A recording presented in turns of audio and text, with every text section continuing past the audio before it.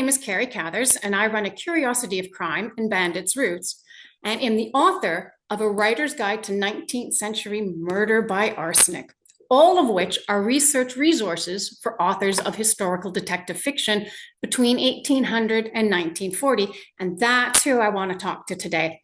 I want to talk about putting your evidence into your mystery that isn't physical or forensic, but would be used to identify your killer and in court to convict them. Now, I'm going to use a few examples from real cases to show you what I mean and to hopefully get the creative juices going. Now, when you're doing your research, use pictures not just to see the obvious, but to see what was always around your characters and what became familiar things to them that they encountered every day. Why? Because people are very good at distinguishing things they encounter every day. Cars are a great example. Now, transport this back into the period that's under consideration, and you use horses, bridles, harnesses, carriages, cutters, wagons. Even in the 1930s, these items were present and were identifiable, especially in rural areas. Now, in 1889, constables scoured Chicago for a white horse while investigating the murder of P.H. Cronin.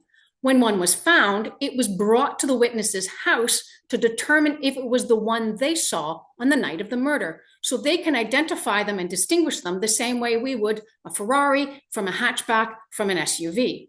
Now, you identify the horse, you identify the owner or the renter, and you identify a suspect, and you can use this against them to prove their guilt in a court of law. Also, think of things like clothing. The majority of people during this period had fewer items in their closet than we do today. And clothes, more than it does today, indicated status. Now, a bit different today because no matter your wealth, everybody has worn jeans, but not so, especially up to the 1920s when things begin to change. Now, dressed as a servant, dressed as a workman, dressed as a gentleman are all descriptions that appear in police records when interviews are done to identify a suspect or who was on scene. And any item of clothing that was out of place or incongruent with their social status would have been noted and would have been told to the police. In 1843, Grace Marx's protests about being a helpless witness and a kidnap victim rather than an accomplice to murder were disproven when she was found wearing white stockings and white shoes, both of which did not belong in the wardrobe of a servant, and both later on identified as having belonged to her murdered mistress. Want to make someone stand out? Think of etiquette. All of those rules about what fork to use when were created during this era by the upper echelons to distinguish between those who grew up with money, those who are new to money, and those who are just pretending to have money. So any tiny slip of etiquette is going to get noted, is going to get remembered, and it's going to get talked about. Now, in a larger sense, when you're looking at these items to start leading the police to the suspects, look to people rather than to science. They were still looking for individuals to solve their problems rather than running to a scientist. Now, there are presumptions about people based on profession and status and gender back in those days about who could tell the truth, whose word was more allowable than other person's word.